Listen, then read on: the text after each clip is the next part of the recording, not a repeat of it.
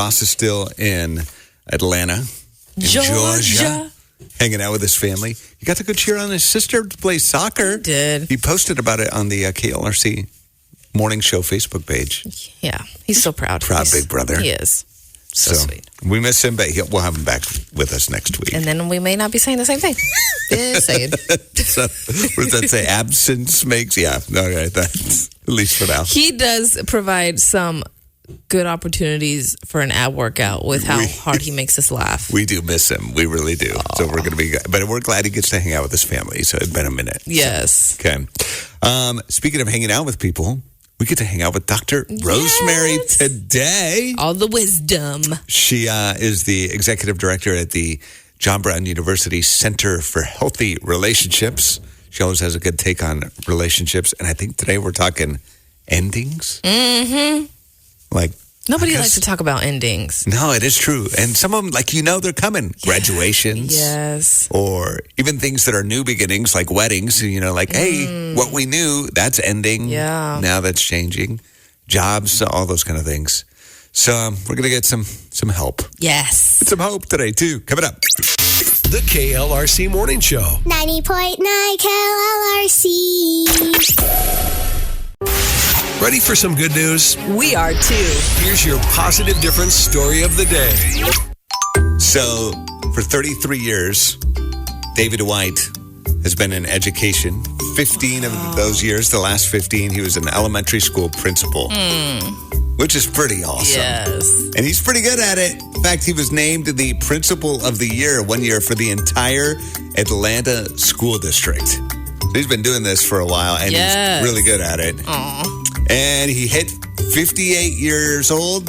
That was the set time to retire. So he had plans. He's like, I'm looking forward to this retirement thing. Just hanging out.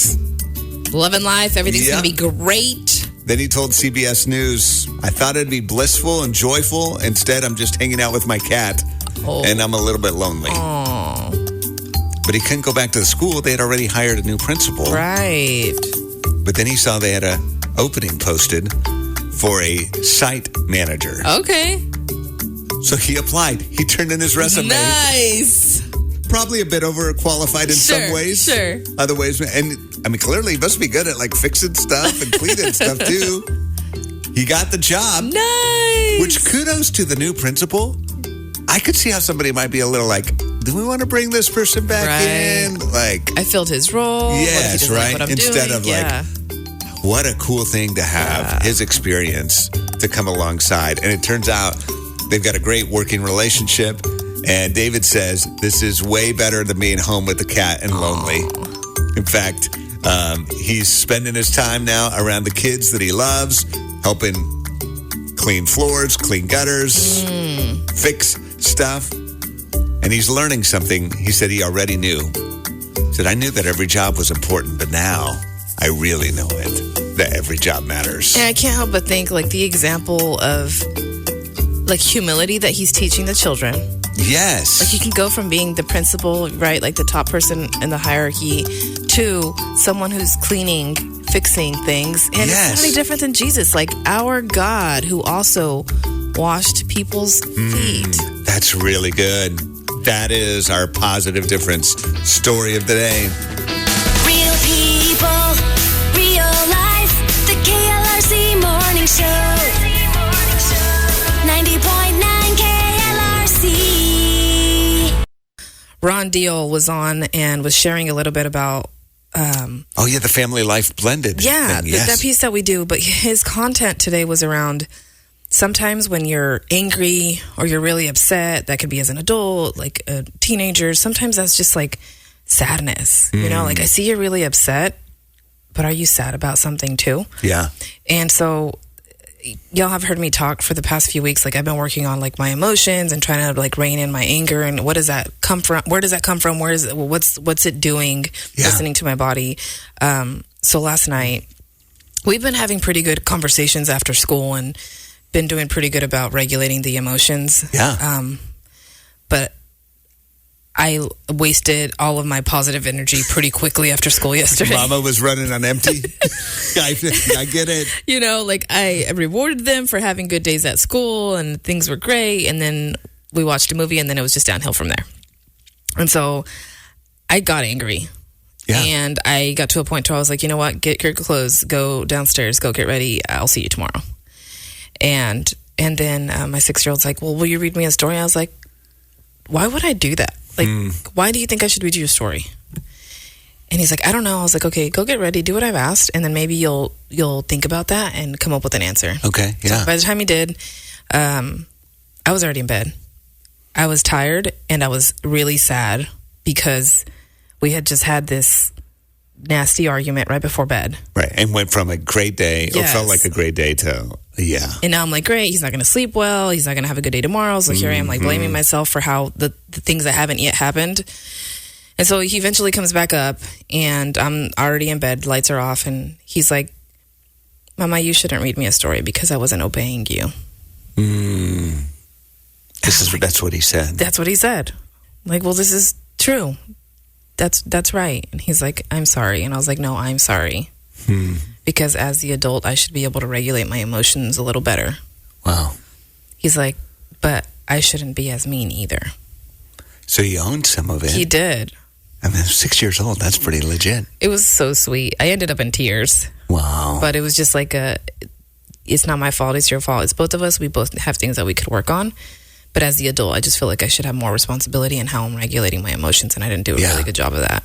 There's something beautiful when we could take a posture of humility and just be like, okay, for this part of it, I can own this. I'm sorry. And when you put two people who are willing to say, I'm sorry, together, you get some tears sometimes. The KLRC Morning Show. 90.9 KLRC. Well, look who's here on the breakfast table this morning. Good morning. So, Dr. Rosemary from the Center for Healthy Relationships here at John Brown University is always kind enough to come in and talk relationships. And we're talking endings. Yes, we are. Today. And recognizing when it's appropriate for something to end and something else to start, right? Yeah. Sometimes we step into that voluntarily, and sometimes that's forced upon us. Yeah. And sometimes it's just a natural progression, right? It isn't forced upon you, but graduation. Right. Yeah. You know it's coming. Yeah. I remember dreading the thought of my kids leaving, especially my last one. Empty nest, right? I was used to the hubbub of teenagers. I often called our house Grand Central Station. You know, there was always a stock of frozen pizzas and colas in the fridge. Yeah. And then they all left, and it was like, now what do I do with my 9x13 pan of lasagna that is taking us, a week and a half to eat as compared to it being gone by breakfast the next morning. There was so those very practical adjustments to change, but there's the emotional side of it too, which can be really challenging. Yeah. And how do we navigate those emotional components of it? I mean, I'm taking this real talk, taking notes. That's good. Becky's like, does this mean I'm going to have feelings?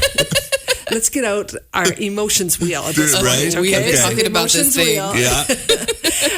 And really, there is one of the beauties of an emotional wheel. If you don't know what I'm talking about, just Google it and it'll pop it up. But it's a wheel that the emotions of anger, and I'm sad, I'm happy. We often use those words, but an emotional wheel actually gives us more colorful words, more descriptive words, and it's a combination of what we would call positive and negative. I don't like. It's not negative and it's bad, but it's sadder, or it's harder sometimes to deal with in the positive. And I think that's a really clear picture of what happens to us emotionally when things are ending, when there's change. I've said before on the morning show, some of you may remember, I've actually had a lot of people when I've met them say, "Oh, I hear you on KLRC, and you've told me to change my butts to ands." Yes. So I'm going to return to that. This idea that we can hold as human beings two seemingly conflicting emotions at the same time. So I can be really sad about something happening and also experience joy or anticipation for something that's coming up. Really yeah. And I think that's we're made in God's image in that way. The KLRC Morning Show. 90.9 KLRC. So we're talking to Dr. Rosemary from the Center for Healthy Relationships here. So what I heard is, number one, accept the endings are a thing. Like to live with the, I don't ever want this to end, probably isn't the most mature way to live your life.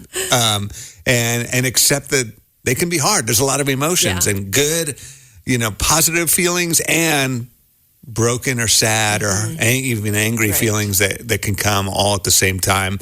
All right. So what else do you have for us? How can we go about this in a way that's healthy, right? So maybe just focusing on the things that are within our control. Like, what does that look like? Well, I think we often, it comes out of a desire and a hope that we can change things or we can control things. And so we step in and we try to, but to take a very realistic view of what can I change in this? What is within my control? And often that's very little, other than you can control yourself. And that's actually fairly significant. I think sometimes we kind of skip over our capacity to control our own thoughts or our own feelings, our own actions, and try to control somebody else's. But really, we only can control our own. And when we do that, there's kind of this idea of there's differentiation where we are realizing what is ours and what is theirs, and that does not have to overlap. It isn't to say we're not impacted by other people or they aren't impacted by us, but we actually can have a choice. We can put up.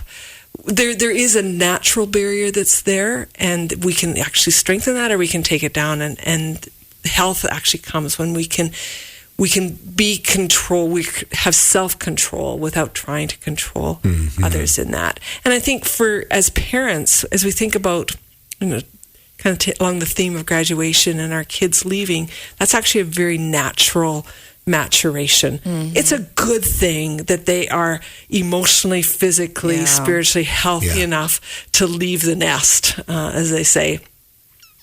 I love that. That's the difference of somebody or something is taking my kids away versus I'm launching them. Like I'm letting them go instead of this is happening to me. And you become the victim in that. So like the way you just said that sounds very victim oriented versus the celebration of, no, my kids are launching, they're heading off to college, they've got a new job. I mean, none of us, I don't think, really want a 45-year-old child living in your basement, right? Unless they're doing all the work. Then maybe there's a reason for it. But there's a celebration of this is actually good, and it hurts. I'm sad, and I will terribly miss them. But there comes a point where if you don't let go of something, they actually often gets torn away. And that's that idea of I can control myself. I can control how much I choose to hang on to them. Usually it's for my own sake. I may say, oh, they need my help. Actually, you're probably needing a fair bit of it yourself. Is that like codependency in some ways? It could be codependency, yeah, absolutely. Okay, that's really good. I've been struggling a lot with parenting because we've been struggling and getting schoolwork done. And I mean, you're speaking to me of all I can do is control how I'm showing up, what's coming out of my mouth, and more importantly, like what my face says, because a lot of times that's way louder than anything I'm actually saying. Right. But it's true. Yeah, even that's just really, really being good. Intentional about being optimistic when I'm showing up. Yeah. The KLRC Morning Show. 90.9 KLRC. The positive difference. It's that season, lots of endings, school year's ending, for graduations are those natural progressions, and people are going through moving and job changes and the family members dynamics changing with weddings and all those kind of things. So we've been trying to get coached up a little bit on how do we navigate some endings. Right. So how would you recommend if there is a change coming up, whether it be big or small, like Mark was saying, somebody just graduating or maybe a job change, what does that look like? How do you navigate that intentionally? Well, I think I'm going to pick up on the last word you just said, intentionality. I think we often, when we're experiencing seemingly conflicting emotions or not sure how this is going to go, many of us will shut down. We just because we're not quite sure what to do with it. But I think it's really important to have some good conversation with the people that are involved, whether that's your kids. What do you want this to look like? Do you want this, Can we talk every day? Or do you want to just have every 3 days? Like have a common understanding with that. And even the little goodbyes sometimes. We just spent the weekend with one of our kids, and they at the end of it, you just kind of feel that the end of a really good weekend together. Yeah. And I was trying to think, how do I actually bring this to a close in a way that's more than just, well, great to see you, until next time. And it just really felt the Spirit impressing. Let's pray together. And it felt like a really natural, really sweet way to bring closure to that weekend, but also then to launch him off into the next, it could be a couple months before I see him, right? Yeah. And we talk lots. It's not about that. But there was just something there, the intentionality of saying, this weekend is done. It's not, but our relationship isn't over. And so that's one thing that we've tried to do with our kids, is to end our times together with prayer, and even just say to them, how can I pray for you for this week? Sometimes even a conversation that's on a phone that you don't really want to end it in prayer can be really good. It's really good. That's beautiful. The KLRC Morning Show. 90.9 KLRC. And this morning we've been having a conversation with Dr. Rosemary around endings. You mentioned the word intentionality. I'm curious about if we're navigating an ending where it feels like, we talked about some things we can control, some things we can't. And there can be feelings of like, oh, there's a void here. Like this person's not going to be in the house anymore. Or, this coworker's not going to be in the office next to me anymore, those kind of things. And that's a very real, we talked about acknowledging feelings to feel like, okay, there's a loss here. I'm not going to take a kid to kindergarten anymore, whatever it might be. What do we do with those feelings of loss or void in that? Well, I think the first one is acknowledging them is the first stage to being able to deal with it. But then I think it's also that sense of, we often want our life to be completely full. And so allowing us to have some empty space and then being watchful. Where do I fill that with? Yeah. And sometimes we can all turn to maladaptive ways of filling things, like on I'm having a bad day, there's nothing better than a trip to Marshall's. I'm just saying. But there is maladaptive, yes. It could be worse is what I keep telling my husband, right? But what do we want to fill that with? And I would suggest community is a really great way. If you have a propensity in your sadness to turn to maybe it's you pull away, maybe you actually need to step in, look for people.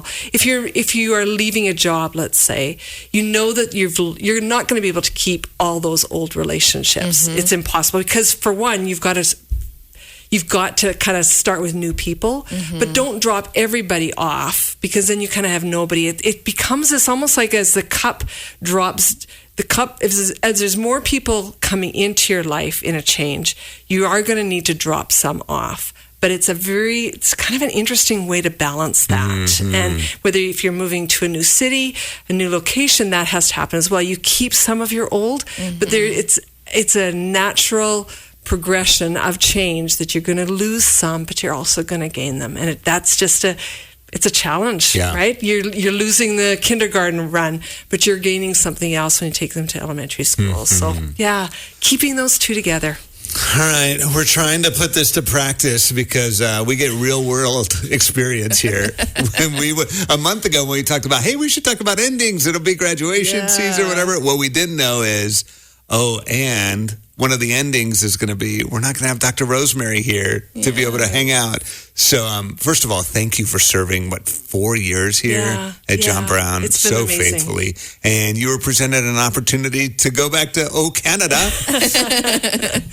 I'm going to be the executive director at the Laurentian Leadership Center in Ottawa, Canada for Trinity Western University. And so it's an amazing opportunity. And this is a real life example of the ands and buts, right? It's an exciting opportunity move for my husband and I, and that means we're leaving a community that we have deeply love and have been able to serve, and just being here at KLRC feel quite a bit of emotion this morning, right? Of just the opportunity and the connection to the community through this. So thank you to the community, to the KLRC, to Mark and Becky. Thank you for having me as part of your team.